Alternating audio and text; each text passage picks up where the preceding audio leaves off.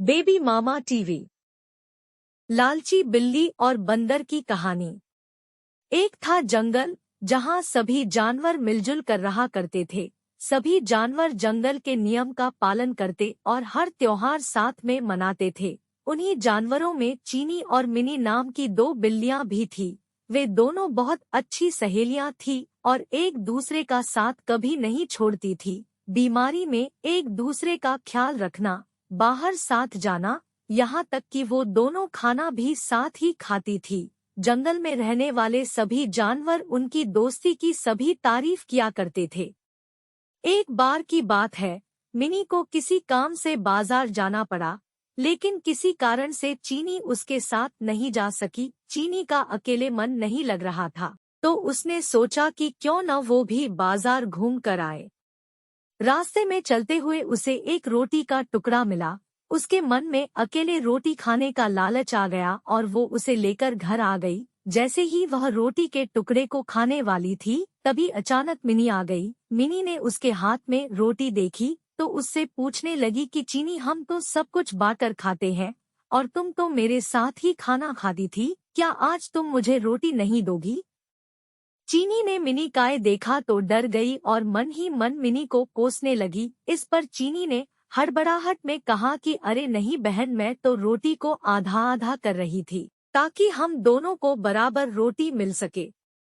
Mini सब समझ गई थी और उसके मन में भी लालच आ गया था, लेकिन कुछ बोली नहीं। जैसे ही रोटी के टुकड़े हुए, मिनी चीख पड़ी कि मेरे हिस्से में कम रोटी आई है।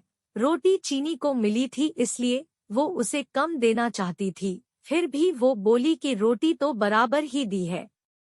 इस बात को लेकर दोनों में झगड़ा हो गया और धीरे धीरे यह बात पूरे जंगल में फैल गई। सभी जानवर उन दोनों को लड़ते हुए देख रहे थे। उसी समय वहां एक बंदर आया और उसने कहा कि मैं दोनों के बीच में बराबर रोटी बांट दूंगा। सभी जानवर बंदर की हाँ में हाँ मिलाने लगे। न चाहते हुए भी दोनों ने बंदर को रोटी दे दी। बंदर कहीं से तराजू लेकर आया और दोनों ओर रोटी के टुकड़े रख दिए। जिस तरफ वजन ज्यादा होता, वो उस तरफ की थोड़ी सी रोटी यह बोलकर खा लेता कि इस रोटी को दूसरी तरफ रखी रोटी के वजन के बराबर कर रहा हूँ।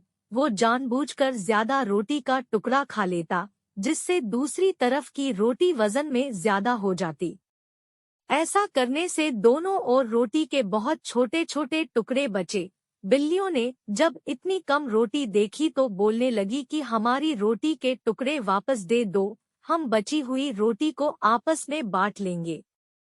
तब बंदर बोला कि अरे वाह, तुम दोनों बहुत चालाक हो, मुझे मेरी मेहनत का फल नहीं दोगी क्या? ऐसा बायल कर बंदर दोनों पल्लों में बची हुई रोटी के टुकड़ों को खाकर चला गया और दोनों बिल्लियां एक दूसरे का मुंह ताकती रह गई। कहानी से सीख। हमें कभी भी लालच नहीं करना चाहिए। जो कुछ भी हमारे पास है, हमें उससे ही संतोष करना चाहिए और आपस में मिलजुल कर रहना चाहिए। लालच करने से जो हमारे पास है, उससे भी हाथ धोना पड़ सकता है।